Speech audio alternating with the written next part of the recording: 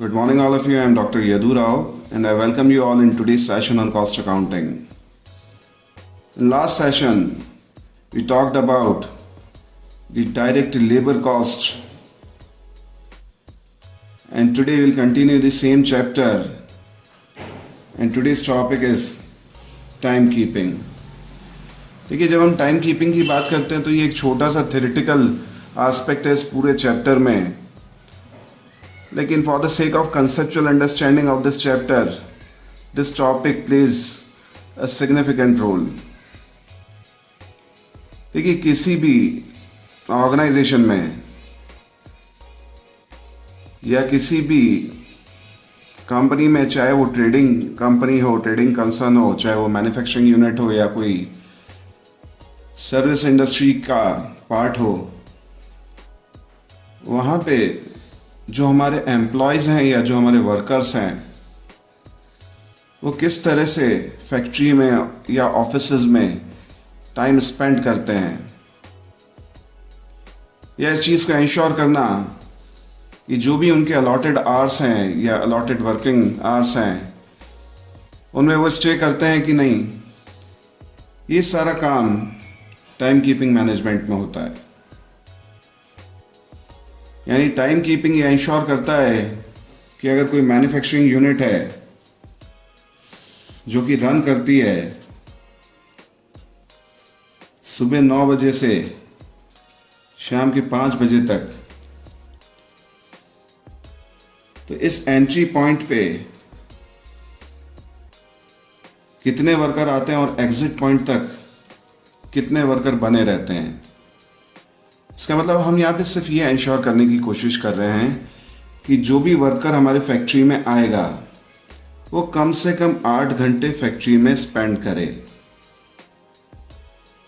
देखिए, ऐसी कंपनीज या ऐसी मैन्युफैक्चरिंग यूनिट्स जहाँ पे टाइम बेसिस पे पेमेंट होता है, वहाँ पे टाइम कीपिंग सिस्टम अकेला ऐसा सिस्टम होता है जिसके बेसिस पे पेरोल डेवलप होते हैं. यानी जो वेज पेमेंट सिस्टम है वो टाइम कीपिंग पे ही डिपेंड करता है. टाइम कीपिंग मैनेजमेंट में या टाइम कीपिंग सिस्टम में हमने जो काम करना है सिर्फ ये इंश्योर करना है कि वर्कर कब आता है और कब फैक्ट्री से जाता है. देखिए, इस चीज़ को इंश्योर करने के लिए जो हमारे पास मेथड्स हैं, आज के सेशन में उन मेथड्स को हम देखेंगे. मेथड्स के बाद कुछ इंपॉर्टेंट कंसेप्ट हम देखेंगे जिसमें बहुत इंपॉर्टेंट है आइडल टाइम. इसके साथ हम समझेंगे ओवर टाइम. यहाँ पे आइडल टाइम में हम नॉर्मल आइडल टाइम की बात करेंगे और एबनॉर्मल आइडल टाइम की बात करेंगे. देखिए, इनिशियली हमें समझ जाना चाहिए कि नॉर्मल आइडल टाइम जो होता है is to be absorbed by the good units. इन सब चीज़ों को हम आगे चल के डिटेल में पढ़ेंगे, लेकिन यहाँ पे गुड यूनिट्स का मतलब आप सिंपल सा ये समझिए कि नॉर्मल आइडल टाइम की कॉस्ट कस्टमर बियर करता है और एबनॉर्मल टाइम के केस में it is not absorbed by the good units और इसकी कॉस्ट प्रोड्यूसर या कंपनी बियर करती है.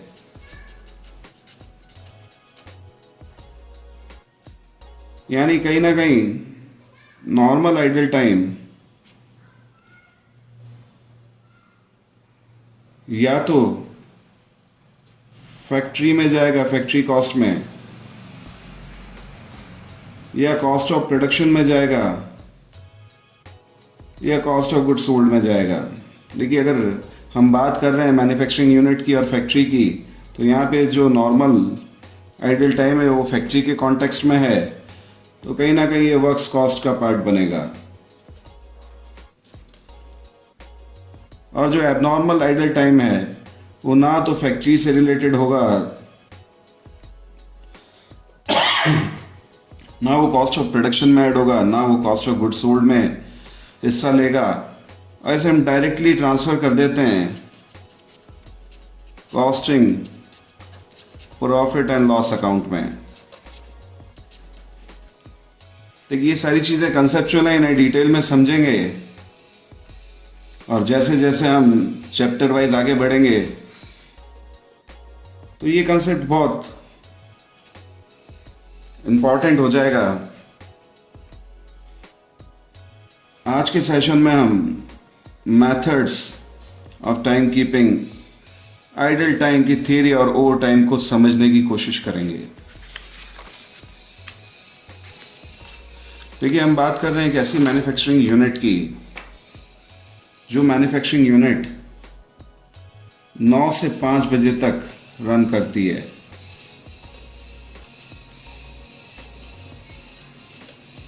यानी इस फैक्ट्री में कोई भी वर्कर आता है 9 बजे और 5 बजे तक काम करता है, it is span of 8 hours, यानी 8 घंटे काम करता है और मान लीजिए उसे पेमेंट 70 रुपीज़ पर आवर के बेसिस पे होता है। यानी हर दिन एक वर्कर को 560 रुपये रेम्यूनरेशन मिलता है या वेज पेमेंट होता है। देखिए जब हम वर्कर को 560 रुपीज़ अ डे पेमेंट कर रहे हैं तो अब हमें ये तो कम से कम इंश्योर करना पड़ेगा, अगर हम आर्ली बेसिस पे या टाइम बेसिस पे पेमेंट हो रहा है वर्कर को, तो सबसे पहले और बेसिक सी चीज़ जो हमने ध्यान में रखनी है वो वर्कर कम से कम 8 घंटे तक स्टे करे फैक्ट्री में, या फैक्ट्री में अपना टाइम स्पेंड करे 8 घंटा। अब इसे इंश्योर करना कि कोई वर्कर 9 बजे आ रहा है और 5 बजे जा रहा है, इसे समझने के लिए या इसे इंश्योर करने के लिए हमें उस एम्प्लॉय को रजिस्टर करना पड़ेगा। यहाँ पे रजिस्टर करने का मतलब है हम उसकी अटेंडेंस रजिस्टर करने की बात कर रहे हैं। जैसे ही वो एंट्री गेट पे आएगा तब उसकी अटेंडेंस रजिस्टर में एंट्री होनी चाहिए, और जब वो एग्जिट गेट पे जाता है तब उसकी अटेंडेंस रजिस्टर में एंट्री होनी चाहिए। देखिए इसमें जो मेथड्स हैं वो कुछ कन्वेंशनल मेथड्स भी हैं और कुछ मॉडर्न या इलेक्ट्रॉनिक मेथड्स भी हैं। कन्वेंशनल मेथड की बात करें तो सिंपल अटेंडेंस रजिस्टर की हम बात करते हैं। देखिए बहुत सिंपल सी चीज़ है अटेंडेंस रजिस्टर। कोई भी वर्कर जब एंट्री गेट पे आता है फैक्ट्री की तो वहाँ पे एक रजिस्टर होता है जो मेंटेन करता है टाइम कीपर, और उसमें एम्प्लॉय अपने नाम के आगे टाइम लिख के इनिशियल करता है, जिससे उसका रजिस्ट्रेशन उस दिन कंफर्म हो जाता है कि ये वर्कर अब फैक्ट्री में एंटर कर चुका है। देखिए टाइम रजिस्टर करने के पीछे रीज़न ये है कि हम चाहते हैं कि वर्कर हमारा ऑन टाइम आए। बात कई बार इसमें आती है मैनुअल सिस्टम में, हो सकता है कि कोई एम्प्लॉय आता है मान लीजिए 9:15 में और एंटर करता है टाइम 9 बजे, तो यहाँ पे जो रिस्पॉन्सिबिलिटी होगी वो टाइम कीपर की होगी। यानी हमें कहीं ना कहीं इस तरह से उसे ट्रेन करना पड़ेगा कि कोई वर्कर हमें मिसलीड ना कर पाए। देखिए कन्वेंशनल सिस्टम में जहाँ पे हम अटेंडेंस रजिस्टर मेंटेन करते हैं कोई इशू नहीं है, लेकिन ऐसी फैक्ट्रीज जहाँ पे नंबर ऑफ एम्प्लॉयज़ ज़्यादा हैं वहाँ पे ये अटेंडेंस रजिस्टर इतने इफ़ेक्टिव नहीं रहते। कारण यह है कि एक साथ मान लीजिए सारे वर्कर 9 बजे आते हैं तो एक लार्ज गैदरिंग अगर एक रजिस्टर के सामने अगर एम्प्लॉयज़ की या वर्कर्स की होती है तो उन्हें अपनी अटेंडेंस रजिस्टर करने में काफ़ी टाइम लग सकता है। और देखिए जितना भी नुकसान या लॉस हो रहा है टाइम का, ये सारा का सारा हम किस कॉस्ट पे कर रहे हैं, हम प्रोडक्शन की कॉस्ट पे इस टाइम को ख़राब कर रहे हैं। तो अगर जहाँ पे नंबर ऑफ एम्प्लॉयज़ ज़्यादा हैं वहाँ पे अटेंडेंस रजिस्टर या ये कह लीजिए कन्वेंशनल या manual system of time keeping इतना इफेक्टिव नहीं रहता है। लेकिन कन्वेंशनल सिस्टम में ही एक और मॉडल है जिसकी बात की जाती है, जहाँ पे नंबर ऑफ वर्कर्स ज़्यादा होते हैं फैक्ट्रीज़ में, कि क्यों ना हम मेटल डिस्क का यूज़ करें। अब देखिए, मेटल डिस्क सिस्टम में जैसे ही कोई वर्कर एंट्री गेट पे आता है फैक्ट्री के, तो उस एंट्री गेट पे एक बहुत बड़ा सा बोर्ड लगा होता है जिस पे हर एम्प्लॉय को उसका नंबर या कोड अलॉट किया जाता है, और उस बोर्ड पे एक मेटल डिस्क हैंग कर दी जाती है। अब वर्कर को करना यह है कि वो जाता है और अपनी मेटल डिस्क उतार के पास में रखी एक ट्रे में वो मेटल डिस्क रख देता है। देखिए, सिस्टम बहुत अच्छा है। एक साथ बहुत सारे वर्कर आते हैं तो भी कोई दिक्कत नहीं आएगी। लेकिन यहाँ पे जो प्रॉब्लम आती है वो ये आती है प्रॉक्सी अटेंडेंस की, यानी कोई और वर्कर किसी दूसरे वर्कर की मेटल डिस्क निकाल के अगर ट्रे में रख देता है तो उसे ट्रेस करना बहुत मुश्किल होता है। देखिए, अगेन यहाँ पे तो डिपेंड करता है कि हमारे पास किस तरह का टाइम कीपर है। और यहीं पे दूसरी प्रॉब्लम आती है टाइम से रिलेटेड, कि अगर ट्रे में कोई 9 बजे मेटल डिस्क रखता है या 9:15 पे मेटल डिस्क रखता है, तो ऐसे में जो लेट कमर्स हैं उनको हम कैसे आइडेंटिफाई करेंगे। देखिए, यहाँ पे मेटल डिस्क के केस में हम ट्रे मेंटेन करते हैं, लेकिन 2 ट्रे मेंटेन करते हैं। एक मान लीजिए होती है ग्रीन ट्रे और एक होती है रेड ट्रे। ग्रीन ट्रे जो हम मेंटेन करते हैं वो 9:05 तक हम मेंटेन करते हैं, और उसके बाद हम रेड ट्रे वहाँ पे रख देते हैं। यानी जिस भी एम्प्लॉय का टोकन या मेटल डिस्क रेड ट्रे में मिलेगी उसे हम लेट कमर आइडेंटिफाई करेंगे, और जिनकी ग्रीन ट्रे में मिलेगी उन्हें हम ऑन टाइम आइडेंटिफाई करेंगे। चलिए, लेकिन इनके ड्रॉबैक्स को ध्यान में रखते हुए जो इलेक्ट्रॉनिक सिस्टम है या कंप्यूटराइज सिस्टम है वो आज ज़्यादा फॉलो होता है, वो होता है biometric attendance recorder.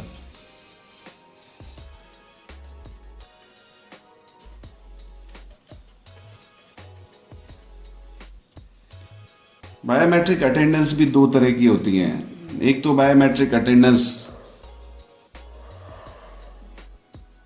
Simple thumb impression पे बेस्ड होती हैं या फिंगरप्रिंट पे बेस्ड होती हैं,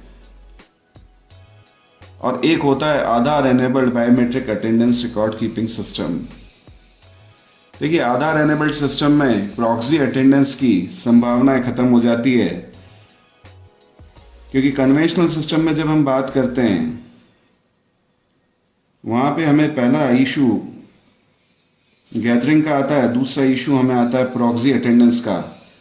तो अगर simple biometric attendance record keeping system हमारा है तो यहाँ पे हमारा जो भी एडमिनिस्ट्रेटर है या जो एडमिन स्टाफ है उसके साथ फ्रॉड बाय कॉलिजन के चांसेस बढ़ जाते हैं, जब कोई वर्कर जाकर